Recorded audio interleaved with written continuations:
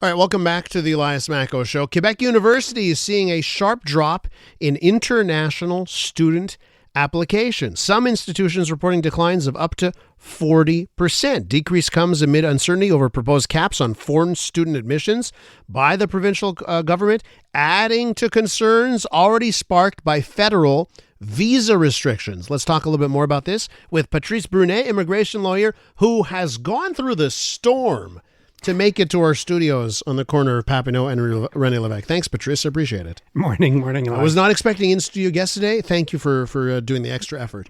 So what are we seeing here? What, everything that I just outlined, what's really at play? What are the Quebec universities seeing? Well, we talked about it in the fall. Remember what the federal government and the Quebec government announced with respect to student visas affecting universities was that they would be imposing quotas, which was a first.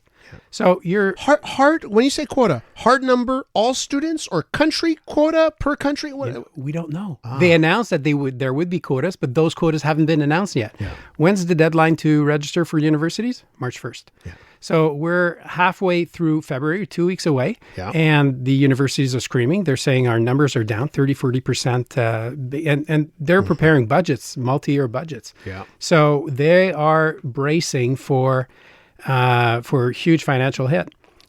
You and I are going to pay for that because those foreign students pay through the roof. They're not subsidized. So it's 20, 30 grand a year that they pay in tuition fees.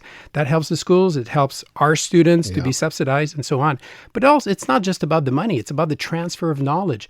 It's about colonizing, if I can use that expression. Bad word nowadays. Students. What a dirty word. It is. Don't worry, I'm not on team that is a bad word. But yes, go ahead.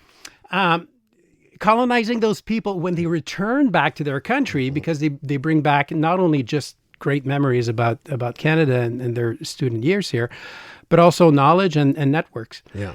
So and the effects will be over many years. Okay, but let me just counterpoint to all that, right? Because I remember there was a story, the Globe and Mail published it maybe a month ago, 2 months ago, where they looked at the students per country and the percentage that didn't show up to class. They came here on a visa, and then they don't show up. Like it was 50,000 students from India come here on a student visa, and bye-bye, poof into the night. We don't know where they went. They didn't go to school, right? And various countries, there were some countries, the ratio, there's so many Indian students that the ratio was only about 10%, even with the 50,000 number. Some countries, though, it was 50% of the people from certain countries don't actually show up in classes. So clearly there was a problem to deal with. Right, but they used a bat to swat a fly. Okay.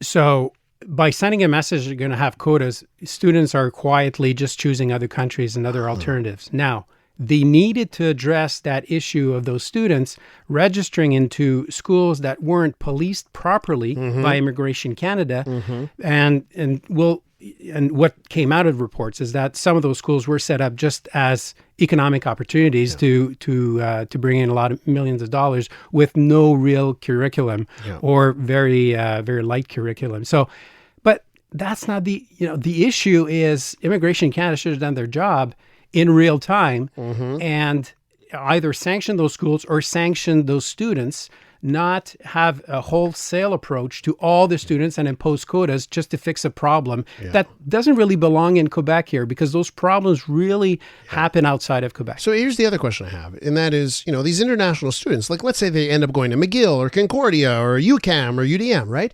They're paying the high level of tuition, right? Yep. They're the ones who are actually paying the cost of their education. So you would think that they're actually subsidizing the rest of us. And we'd want that, especially if they're just, I know where there's worries about temporary immigration numbers, but by and large part, they go back to their home country, right?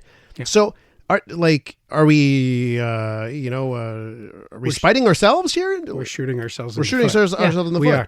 And students, once they graduate, they do one of two things. Either they integrate our labor market and they start working, eventually they become citizens. And why not? Because they're highly adaptable. They're highly adapted. And bear in mind, they come here when they're 18, 20 years old, 22 years old. We haven't subsidized their education and their health up until that age. What a bargain. We get them ready. They pay for their own tuition. We don't subsidize them. And right from the first day, if they don't return home, they get a job, they get a work permit, and they start paying taxes. And they become contributors. What a bargain. Okay, we're with Patrice Brunet, immigration lawyer, but let me throw one thing at you, right? Because I've thought about these things a lot, and the argument that resonates with me is like, well, hold on a second.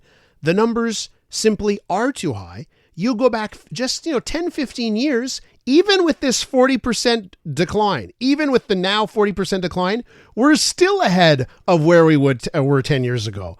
So isn't it true that, well, we were just taking just far too many, and now we're just coming down, not to a terribly low number, but a reasonable number?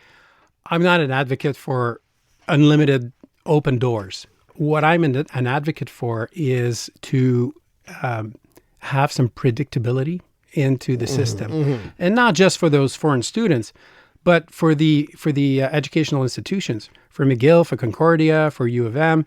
They need to know if there's going to be quotas. You can't just drop quotas for the next year, a few months from now. You need to tell them starting in 27, you're going to have quotas. Then you can plan accordingly. Yeah. But they haven't done that. So that's a great point. Honestly, that's a great point. There's one thing, dropping 40% in 1 year is stupid.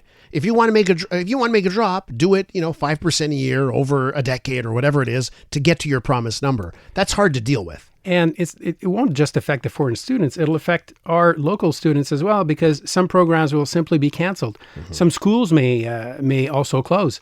Especially in the regions in Chicoutimi and in Gaspésie, there a lot of foreign students. 20% of their students go there are from outside of Canada. So they're trying to figure out how some of their programs can even survive. Is this affecting students that are already here? Like, let's say are you grandfathered? I don't know what the term is. If you're already here, you're fine. Know. We don't know. We don't know, because the quotas haven't been announced yet, either by Quebec or federal. And they're saying it's an announcement is upcoming.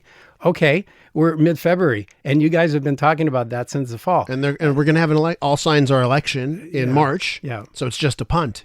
That's right. You're being cynical, Elias. I'm just looking at the calendar. We're going to have an election. Probably, yeah. And the way that the ministers of immigration it's a revolving door ministry. They usually stay in position for anywhere between 12 and 24 months. Okay. Waiting for the next appointment. Patrice, get back in your car, shovel out, and thanks for coming to our studio today. I appreciate it. Pleasure to be in person here. Immigration lawyer Patrice Brunet right there.